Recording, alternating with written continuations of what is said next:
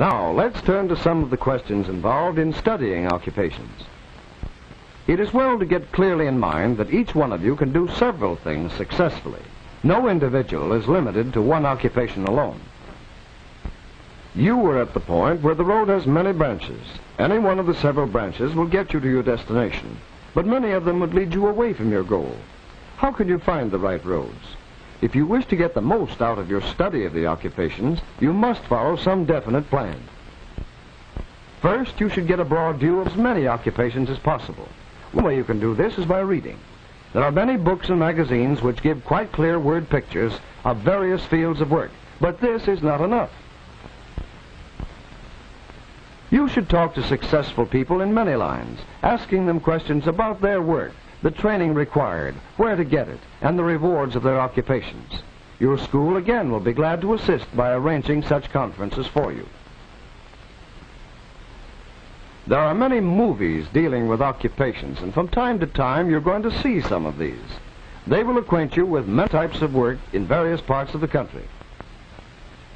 In making your investigation, do not limit yourself to your own locality, but make your survey as broad as possible. When you have completed a broad survey, choose those occupations that interest you for further study. Investigate the unpleasant side of the work as well as the pleasant, for every type of work has its disagreeable side. No occupation has ever satisfied the worker all the time, but the pleasant things should greatly outweigh the unpleasant if you're seriously considering that particular occupation. This step will cause you to cross some off your list because you feel that the disadvantages outweigh the advantages. Make an intensive study of the remaining interesting occupations.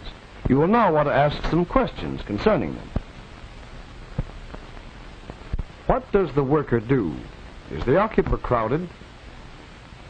What are the starting points and lines of promotion?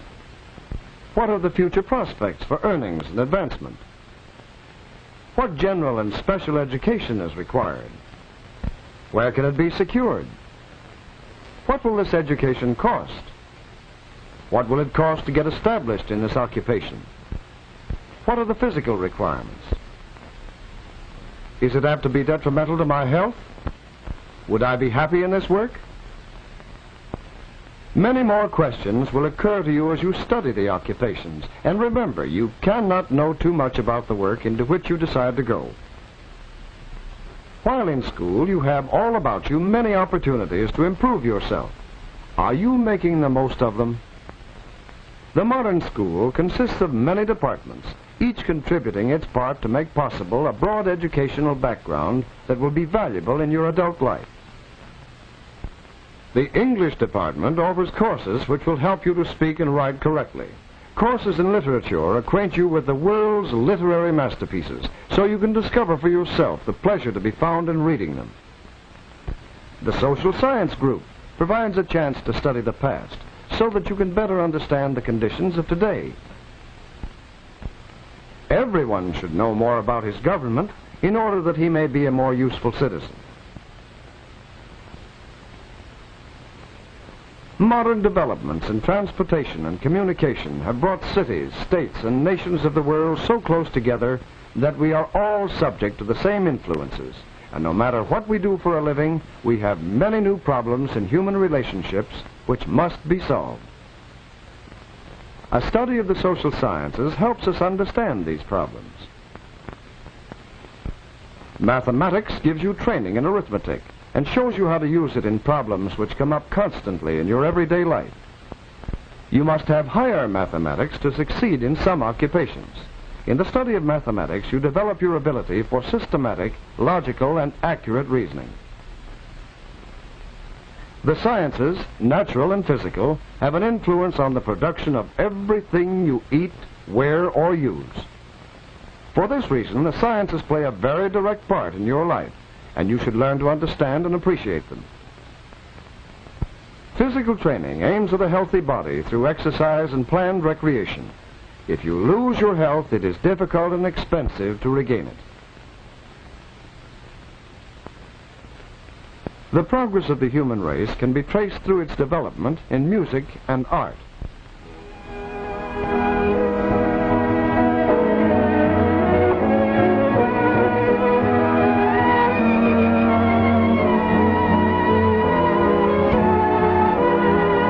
Only a few people can become books in many fields will be found, and the individual is free to read according to his interests. And offers courses in accounting, shorthand, and typing that develop skills through which you may get a job in the commercial world. But even if you never do come to work, you should understand fundamental business principles and be able to apply them in your everyday life. The homemaking department, through its courses in cooking, child care, and home management, trains girls to be good housewives. Courses in sewing are also valuable, whether a girl expects to keep house or enter the business world. The development of good buying judgment is of highest importance, for according to economists, women do at least 75% of the nation's buying. The Industrial Arts Department will help you in 4 main ways. First, to learn about industrial design, materials, processes, and products, so that you will know more about manufacturing and industry and their effect upon your own life. Second, to learn how to buy and use industrial products more intelligently. Third, to help you learn the fundamental tool processes. If you never use this skill in an actual job, it will always come in handy and may be fun for you as a hobby. And fourth, you have a chance to try out your ability in a number of kinds of industrial work which may guide you in the choice of one for making your living. Schools have agriculture departments which cover the latest developments in farm crops, animal husbandry, farm management, and other important matters which are of value to the owner or operator of a farm.